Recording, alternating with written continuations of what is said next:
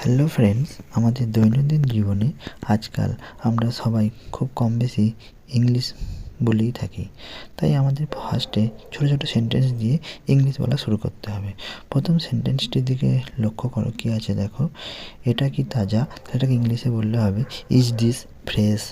Is this fresh, FRESH, fresh মানে হচ্ছে তাজা। আমাকে একটা দিন, গিভ মি ওয়ান। আমাকে একটা দিন, সেটাকে ইংলিশে ট্রান্সলেট করলে হবে কি, গিভ মি ওয়ান। নেক্সট সেন্টেন্সটি দেখো কী আছে, এই নিন আপনার টাকা। তাহলে here is the money of yours.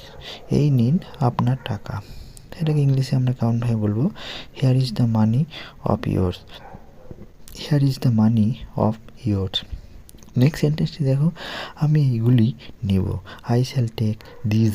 This মানে হচ্ছে এইগুলি, মানে অনেকগুলো জিনিসকে বোঝানো হচ্ছে। আমি এইগুলি নেব, I shall take this. Friends, ভিডিওটি ভালো লাগলে অবশ্যই চ্যানেলটি সাবস্ক্রাইব করুন।